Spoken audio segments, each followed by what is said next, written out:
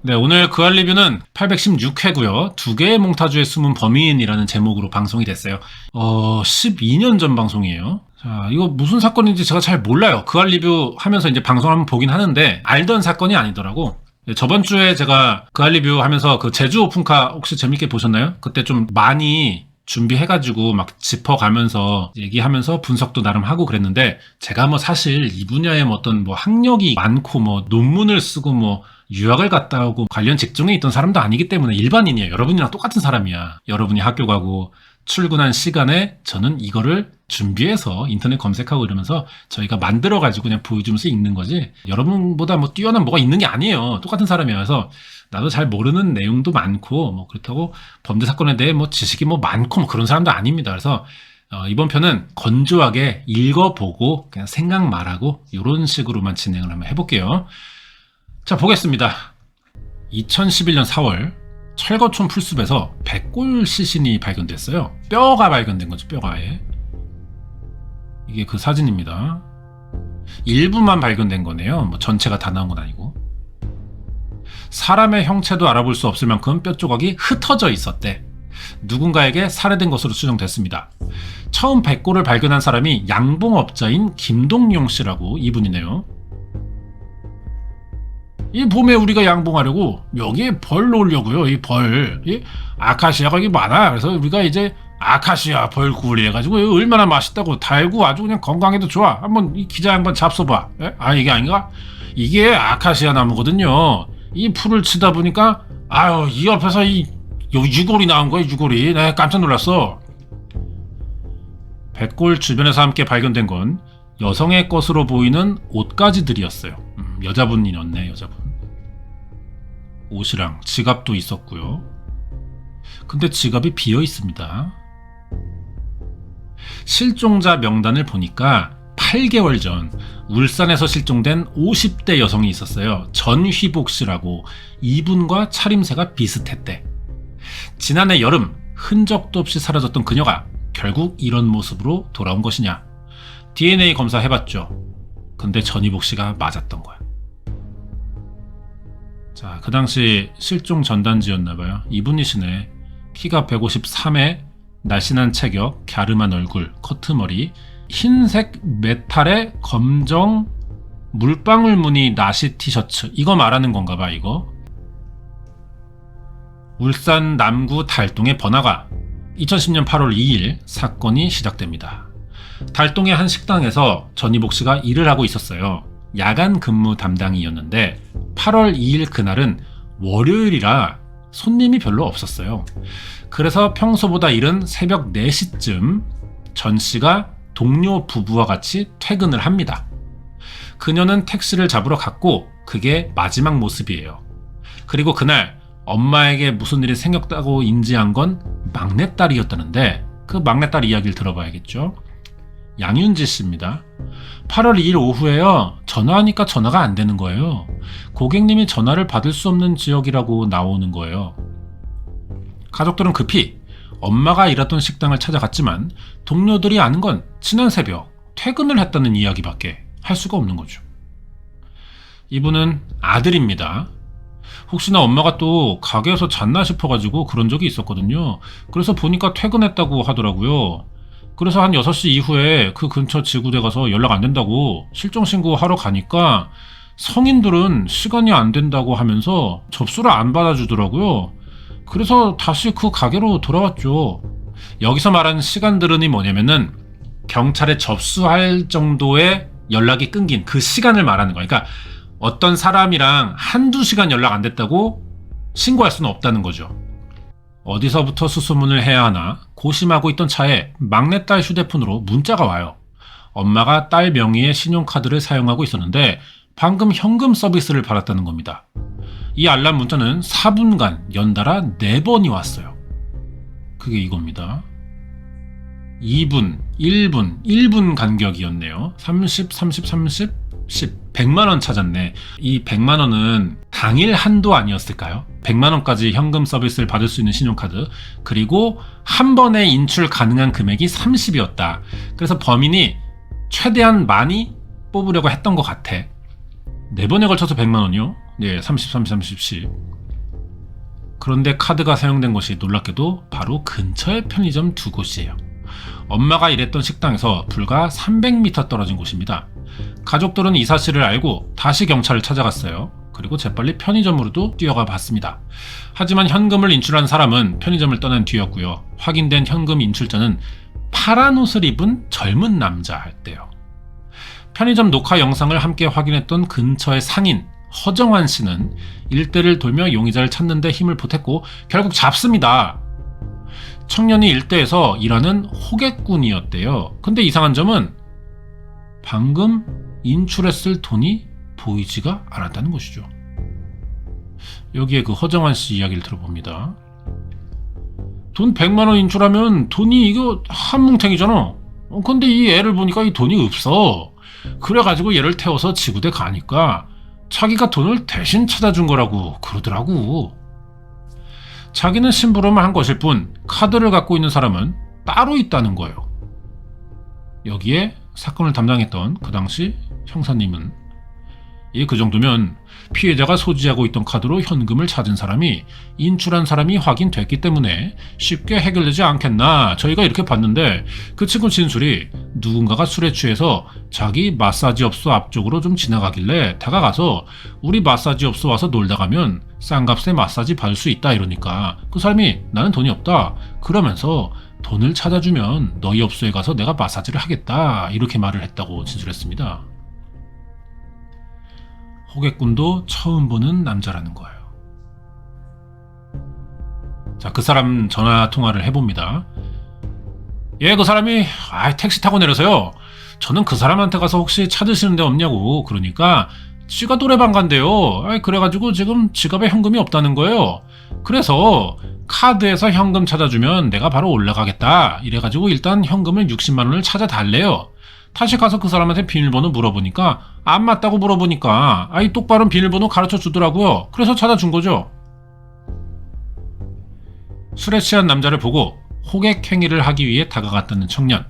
손님으로 끌어들이기 위해 돈을 대신 찾아달라는 심부름을 해줬는데 처음에는 비밀번호가 틀리다는 오류가 났습니다.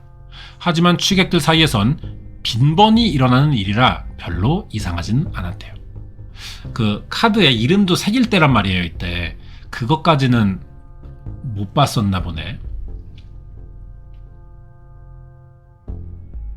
술 취한 사람이다 보니까 술 취하면 또 한 번씩 틀리는 사람들도 있거든요. 노래방이나 이런 데서 일하면 사람들이 현금 없다고 하면 술 취하고 이러면 그런 거 인출해주는 것도 좀 서비스랑 비슷하거든요. 남자는 60만 원을 찾아주자 또 다른 편의점에서 추가로 40만 원을 더 찾아달라고 했어요. 총 100만 원을 건넨 청년은 수고비를 받고 남자가 원하는 안마 시술소로 안내해 줬습니다. 안마 시술소 직원도 그 남자를 기억하고 있었어요. 문을 딱 여는데요. 손님이 술 냄새가 막 나더라고요. 그래가지고 내가 손님 지금 서비스 받으면 안 될 것 같아요. 그랬더니 지금 또 괜찮대. 그래가지고 내 배를 또 이렇게 막 주무르면서 들어오라 그래요. 정말 징그러 죽겠어 정말. 입구에서 그러더니 손잡고 팔짱 끼고 내가 데리고 나갔어요. 그게 다요. 술을 많이 마신 것 같아 돌아가라 했는데 남자가 가게를 나서면서 했던 말이 아직도 기억에 남는다 그래요. 계속 이야기 들어보겠습니다. 나는요 그 사람이 처음 올 때는 초저녁에 좀 술을 먹었으니까 어디 노가다 뛰는 사람인가 보다. 그래가지고 돈 못 받아서 좀 열받아갖고 술 먹었나? 입구에서 그런 생각 했는데 이 아저씨가 밑에 1층에 내려올 때 하는 말이 돈 100만 원쯤이야 그런 소리를 딱 하더라고요. 가게에서 쫓겨난 남자는 택시를 타러 갔습니다. 눈앞에 나타난 범인을 잡을 수 있는 기회를 아깝게 놓친 것이죠. 가족들이 엄마가 일하는 가게 근처에서 걱정하고 있을 때 남자는 호객꾼에게 엄마의 카드를 건네고 있었고 호객꾼을 잡으러 다니던 그 순간에 남자는 그 현장을 떠난 뒤였습니다. 범인을 태운 택시기사를 최대한 빨리 찾아야 했죠. 경찰의 문자 메시지를 받은 한 택시기사가 다행히 남자를 기억해냈고 신고도 했습니다. 남자가 택시를 잡는 모습은 블랙박스에도 녹화가 돼 있어요. 이 장면인가 보네요. 아, 이 새끼야.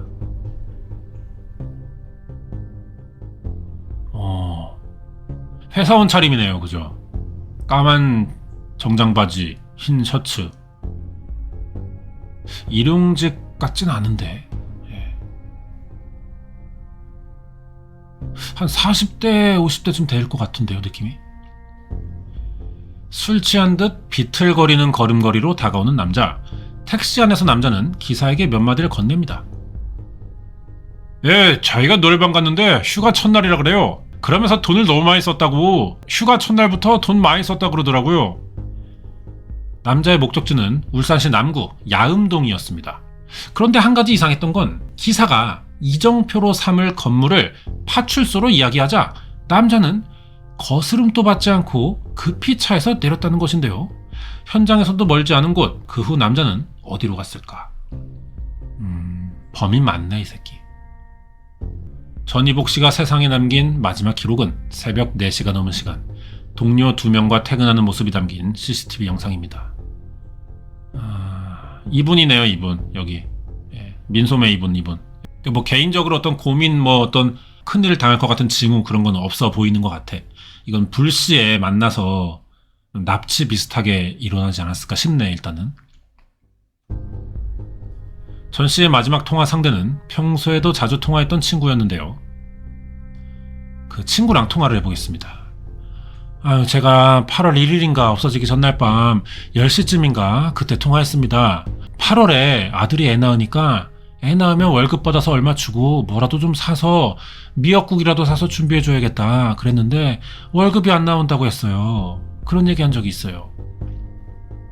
그렇다면 휴대폰은 마지막으로 어디에서 꺼졌던 걸까? 여기 119인데요. 남구 달동 1281-4번지 여기로 휴대전화 최종 위치가 동일하게 표시가 됐습니다.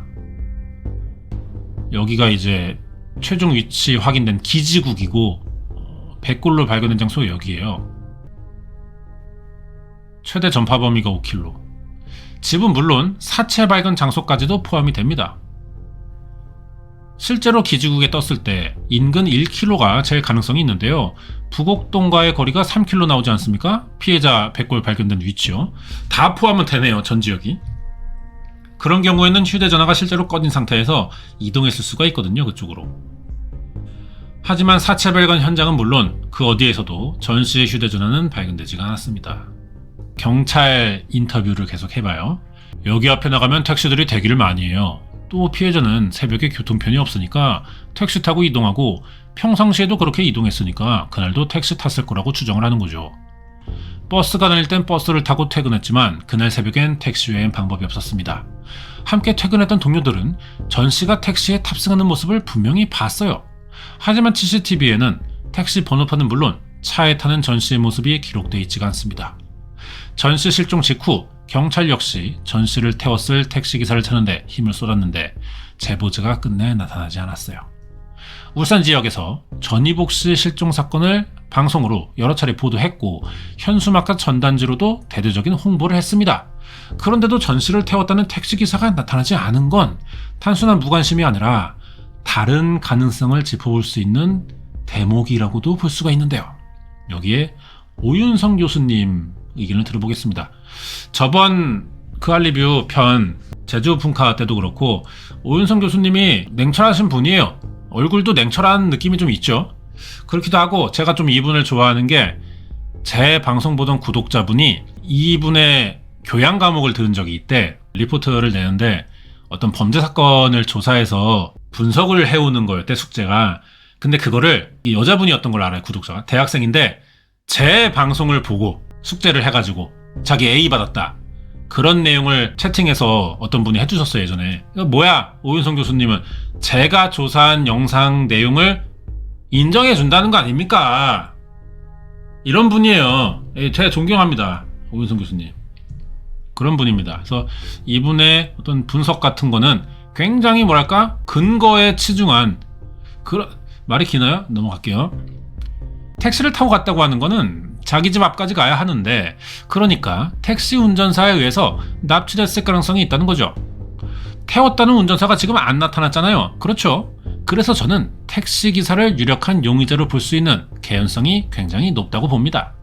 날카롭잖아, 벌써. 전 씨의 집은 도로변 바로 옆에 있기 때문에 택시에서 내려 집으로 가는 사이 범행을 당했을 가능성은 낮습니다. 택시기사 한 명이 유력한 용의자로 떠오르기도 했는데요. 그러고 보니까 아까 그 검정 바지에 흰색 셔츠가 약간 택시기사들의 차림이기도 하네요. 근데 좀 젊어 보인다고 했던 게 약간 좀 걸리긴 해. 2011년 이때쯤이면은 그래도 택시기사 적어도 40대 이상이야. 그게 좀 이상하긴 해. 이거는 어떤 좀 기억의 오류인지. 자, 계속 봅시다. 택시기사 한 명이 유력 용의자로 떠올랐는데 술 취한 손님의 카드를 훔쳐 술을 마시고 술집 종업원을 시켜 현금을 인출해 절도죄를 구속된 택시기사가 있었대. 공교롭게도 전 씨의 실종 당일 그 택시기사는 전 씨가 택시를 탔을 시간과 비슷한 새벽 4시 18분에 손님을 태웠고 4시 47분에 손님을 내려준 운행 기록이 있습니다. 주행거리는 2.5km에 요금이 7,200원이었고요. 실제로 전 씨가 택시를 탑승했을 거리에서 전 씨의 집까지 택시로 이동해 봤더니 거리가 2.74, 요금은 3,200원. 근데 용의자는 이와 비슷한 거리를 갔는데 요금은 4,000원이 더 나와요. 이런 차이는 어떻게 설명할 수 있는 거냐? 여기에 택시 미터기 업체 근무하시는 이영민 씨 만나봤어요. 야, 이거요. 제가 이 분야 전문가인데 이거 딱 보니까 7,200원 찍혔다는 거 뭐야? 34초마다 100원씩 올라가고 있다는 이야기거든요? 이게 차가 그럼 뭐야? 서 있었다는 이야기죠. 약 20여 분간 정차한 채 차 안에서 손님과 무슨 일이 있기라도 했던 걸까? 더욱이 용의자는 그 직후 한동안 영업한 기록이 없습니다. 하지만 전 씨의 집에서 사체 유기 장소까지 이동한 기록이 남아있지 않았고 더 이상의 물증도 발견되지 않았어요. 여기에 그 당시 사건 담당했던 형사는 그 차 블랙박스에 피해자가 타는데 찍혀있던지 그랬어야 돼요. 실제로 탔다면. 그런 거는 확인이 안 됐어. 확인된 게 없어. 어디에도 이 사람이 탔다는 걸 입증할 수 있는 자료가 없다고요. 적어도 그러면 새벽 4시 18분, 17분 하는 그 동선상에 CCTV가 여러 군데 있는데 그러면 실종자가 지나가면서 어딘가에 그 근처로 가면서 찍혔어야 된단 말이야. 그게 없다는 이야기죠. 혐의가 없구나 얘가 지금. CCTV 어디에도 모습을 남기지 않았던 범인은 대신 많은 목격자는 남겼습니다. 심부름을 시킨 호객꾼, 실랑이를 한 안마시술소 직원, 보통 자신의 차를 이용하는 다른 범죄자들과 다르게 택시를 타서 자신의 얼굴과 목적지까지 노출시켰어요. 이 과정에서 용의자의 얼굴이 사람의 기억이 아닌 기계장치에 유일하게 기록된 건 택시의 블랙박스 뿐입니다. 블랙박스 속 용의자의 얼굴을 더 선명하게 복원할 순 없을까? 야간에 찍힌 데다 차가 움직이면서 촬영한 화면이라 영상 복원이 빡셉니다.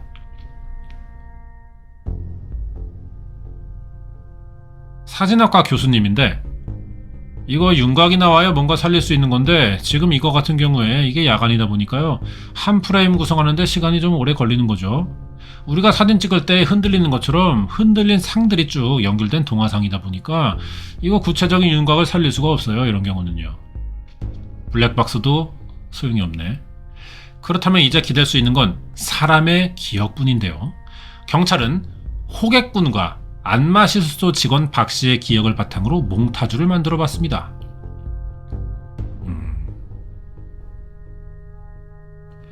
아까 그 블랙박스 영상 봤을 때 바지 옷은 색깔이 뻔하지만 얼굴은 알아볼 수 없어도 이 머리 스타일 자체는 좀 약간 비슷해 보이죠.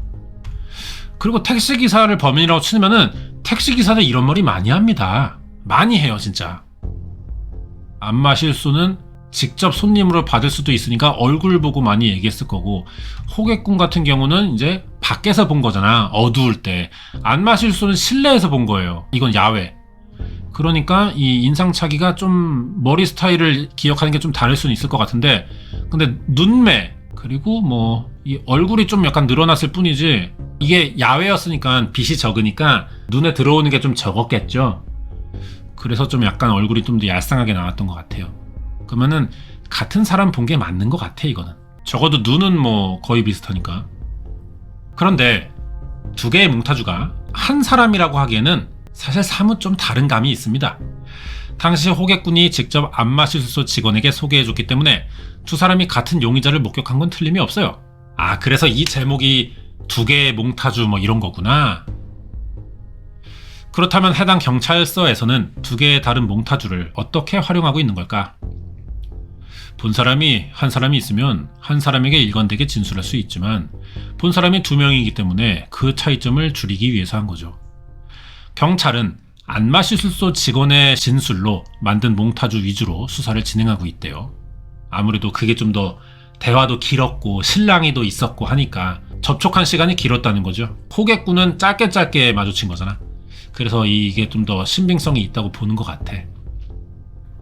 하지만 안마실소 직원은 이거 그래도 좀 더 보완을 해야 될 것 같아요. 어떻게 좀 해봐야 알지. 범인 잡아야지. 두 몽타주가 조금씩 섞인 얼굴이 더 비슷할 것 같다는 거예요. 그 사람 말로는. 범인은 왜 굳이 사람 많은 번화가에 와서 여러 사람에게 자신의 존재를 알렸던 것이냐? 범인의 원래 목적은 살인이나 성폭행보다는 돈이었고 전에도 돈을 훔친 전과가 있을 가능성이 높다고 말합니다. 여기에 그 알려신 지금 임신 중이신 걸로 알고 있는데 몸조리 잘하고 계시나? 그래도 뭐 활동 꾸준히 하시더라고요. 이뻐지셨네. 이때에 비하면 이분이 카메라 마사지 이런 거 많이 받으셨네. 역시 연예계 활동을 좀 하셔야 돼. 자, 박지선 교수님 이야기 들어봅니다. 이거는 처음부터 누구를 죽이고 돈을 쓰고 이게 아니고 어쩌다 사람은 죽였는데 거기에 대해서 죄책감도 없고 그런 상황에서 피해자 소지품 같은 거 돈 같은 거 있으니 쓰자. 지금 이렇게 된 상황으로 보이거든요. 그래서 이 사람은 사실은 꼭 살인 전과는 아니더라도 예전에 남의 돈을 많이 훔쳐보거나 범법 행위를 좀 많이 했던 그런 사람 같이 보인다는 거죠. 그 와중에 굳이 사람 많은 곳을 찾은 건 이곳이 범인에게도 익숙한 장소였기 때문이라고 추정할 수 있습니다. 여기에 대해 현재 흰머리가 부쩍 누른 표청원 유튜버님 이야기 들어보자면 자신이 그쪽에 사는 사람이거나 그래서 인사불성이 된 상태에서는 어쩔 수 없이 자신의 귀소 본능 때문에 집 근처로 왔다가 그런 행동을 하거나 아니면 그곳에서 늘 일을 하거나 회식을 하거나 이런 생활 습관을 가지고 있는 자가 대단히 치명적인 실수를 저질렀거나 그렇지 않다면 범행 이후에 16시간 지나서 그 장소에 돌아오는 무모한 거기다가 다른 사람에게 자신의 얼굴을 노출하는 그런 행동을 할 가능성은 거의 없다고 봐야겠죠. 사체를 유기했던 장소로 범인의 윤곽이 좁혀집니다. 모르는 사람은 입구조차 찾기 힘든 곳, 이 지역을 잘 아는 사람일 가능성이 높다는 거예요. 그치, 막연히 어떤 택시 운전을 한다고 했을 때 우리가 아는 동네에서 하려고 들지 않겠습니까? 고향 같은 곳에서. 그죠? 생판 모르는 지역 가서 적어도 몇 년 이상 살고 좀 지리 정확히 알고 좀 지금은 내비로 다 되지만 그 당시는 택시기사 하려면 그래도 지리를 좀 알아야 됐었어. 택시기사일 가능성이 아무래도 높은 것 같네요. 그런데 자신이 알고 있을 장소 중 가장 으슥한 장소를 찾았을 범인이 시체를 유기한 방법이 정작 조심스럽지가 않아.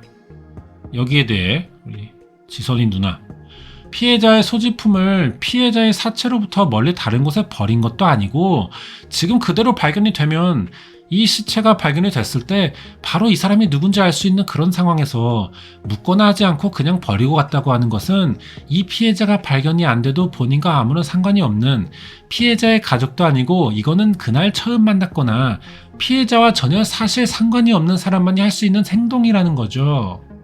지금은 안 그래요. 이분이 습관을 고쳤는데 그 당시에는 굉장히 턱을 들고 말하는 습관이 있었어요. 제가 그것 따라한 겁니다. 이 당시 방송 보면서.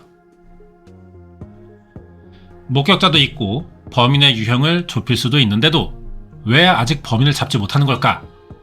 여기에 경찰은 DNA가 실종자와 일치한다는 것 외에 옷이나 그곳에 유류된 지갑 같은 데서 지문이나 어떤 다른 단서는 전혀 찾을 게 없었고 지갑에도 신분증이라도 있으면 거기 안 가도 추정을 할 건데 아무것도 없는 상태로 버려진 상태였어요. 사체 발견이 늦어져서 단서가 될 결정적인 증거가 없다는 얘기지만 가족 입장에서는 아깝게 놓친 증거품 하나가 있습니다. 범인이 피고 버린 담배꽁초가 있어요. 그때 조금만 더 세심히 주의를 기울였다면 범인의 DNA를 확보할 수 있지 않았을까. 또 유력한 용의자였던 택시기사의 차량 수사도 한참 후에나 이뤄졌습니다. 결정적 단서를 확보하지 못한 지금 경찰이 기댈 수 있는 건 목격자의 제보뿐이에요. 누군가의 잠들어 있던 기억을 깨울 수 있는 유일한 단서, 몽타주. 목격자에 의해 만들어진 몽타주를 좀 더 보완해 보기로 했습니다. 현재의 몽타주에서 안마실소 직원 박 씨의 기억과 다른 부분을 수정하고 3D로 몽타주를 만들어 봤어요. 자, 이분이 아주 열일하셨네. 안마실소 이분. 아우, 그 아저씨 코가 좀 낮아요. 낮은 편인데 콧구멍이 좀 보이더라고요. 이게 거의 수평적인가요? 아니면? 네, 아이 잘 하시네. 눈이 수평적이면서요. 아, 뭐더라? 좀 작은 편이에요. 아, 근데 이렇게까지 선명하게는 사실 난 그때 그렇게 안 봤는데. 처진 느낌인가요? 아, 예, 맞아요. 처진 느낌. 아, 아저씨 일 잘하신다. 아, 어떻게 우리 가게도 한번. 아니에요. 전신 모습이 기록된 블랙박스 화면을 이용해 더 정확한 키도 추정해봤습니다. 아유, 김병지 씨인 줄 알았네. 무슨 조형연구소 책임연구원이래. 예, 옆에 있던 촬영을 이 간단한 박스 형식으로 이 모델링을 하고 당시에 찍혔던 이 블랙박스의 이미지랑 이 조합을 합니다. 그래서요, 이거 제가 봤을 때는 여기서 이 용의자의 키가 한 166 정도가 나왔거든요. 그래서 완성된 몽타주를 보겠습니다. 전체적으로 둥근 형태의 얼굴이고 눈이 좀 작은 편, 쌍꺼풀 없고 코는 정면에서 봤을 때 콧구멍이 보이는 인상, 낮은데도 전형적인 동양인, 동양인이다. 근데 이거 사람들 말한 대로 젊은 편이라고 하긴 좀 어렵지 않아요? 40대는 좀 넘어 보이지 않습니까? 기본적으로? 사람들이 뭐 휴가다 막 이래가지고 군인인가? 뭐 아니면은 그 안마실소 여자는 좀 뭐 젊은 아저씨라고 하지 않았나? 호객군인가? 그죠? 아니야, 40대 넘어 보여. 택시기사 맞을 것 같아. 그 당시에 택시기사 이렇게 생겼었어, 진짜. 약간 건달하다가 은퇴하고 택시기사 하는 건가? 약간 그 느낌 받은 적 많거든요, 택시 타면서. 그 당시 택시기사 인상이야, 진짜. 피부가 좀 검은 편, 정수리 부분에 머리숱은 적다. 여봐, 이거 어린 나이 아니라니까. 탈모 왔대잖아. 나이가 이거 봐요, 40대 중후반. 키가 166 정도, 배가 나온 체형. 그럼 택시기사 맞을 것 같아. 앉아있는 직업이다 보니까 여러모로 택시기사 맞는 것 같아. 그럼 범행 순서를 우리가 한번 생각해보면서 맞춰볼까요? 이 순간이 좀 기점인 것 같아. 이 어디 갔어? 이 택시 잡는 기점. 범행 끝나고 나서잖아. 그러면 만약에 택시에 태웠어. 정차 한 20분 정도에 요금 올라갈 때 그때 무슨 일을 했어. 그리고 시신을 옮겼을까요? 미터기 끄고 그리고 택시를 버리고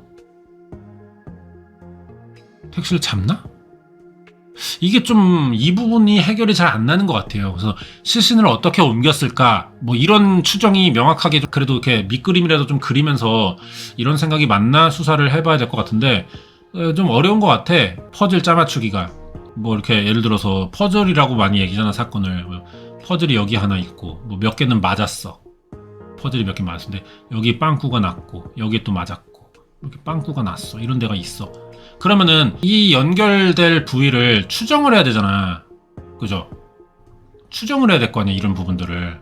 그리고 그 추정이 맞는지를 알아가는 게 수사란 말이에요. 근데 이 추정 자체가 좀 어렵나 봐. 그런 상황이 아닐까 싶어요. 어려운 사건이었겠지, 경찰들도. 경찰들도 열심히 일합니다. 허투루 안 해.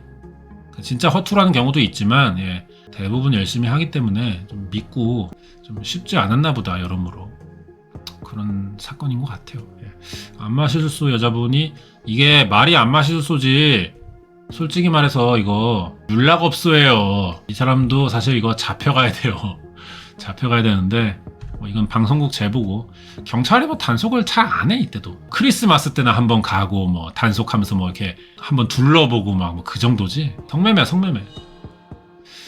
그래서 이렇게 미제로 남은 사건이네요. 이게 2011년이었으니까 아이고 12년 지났네요. 이러면은 쉽지 않겠네, 진짜. 제보 없으면은 가지고 있던 단서에서 뭐가 새로 발견되지 않는 한은 미제로 남겨질 가능성이 높네. 그래가지고 이제 호객꾼과 이제 안마술수 여자예요. 이분이 둘이서 이제 몽타주 진술을 했기 때문에 2개의 몽타주의 숨은 범인으로 방송이 나갔던 것 같아요. 그 알이 좀 이런 거 재밌는 것 같아. 방송 제목을 알기 어렵게 만들어. 뭐 요즘에는 이렇게 하이픈 넣고 실제 사건 이름 넣기도 하는데 예전에는 그냥 이렇게만 했단 말이야. 지금 내가 범죄 사건 영상 올리듯이. 그러다 보니까 왜 이런 제목을 썼을까 이렇게 생각한 적이 많아. 그 알 보면서. 근데 보다 보면 알게 돼. 또 그런 거를 알아가는 재미도 있었어. 그 당시 그 알에서는. 그런 방송이었습니다. 여러모로 뭐 좀 제가 좀 연기를 해서 그런지 볼거리가 좀 있는 편이지 않나 싶었습니다. 오늘 816회 2개의 몽타주의 숨은 범인 여기까지 보겠고요. 다음 주에 또 새로운 방송 준비해서 재미지게 그 알 리뷰가 좀 조회수가 많이 줄었어요. 예전에 비해 좀 후달립니다. 솔직히 말해서 관심 좀 많이 가져주시고 제가 열심히 할게요. 재미지게 한번 만들어 보겠습니다. 기대를 좀 해주시고 또 한 번만 더 봐줘. 기회를 줘, 기회를. 알겠죠? 여기까지 하겠습니다.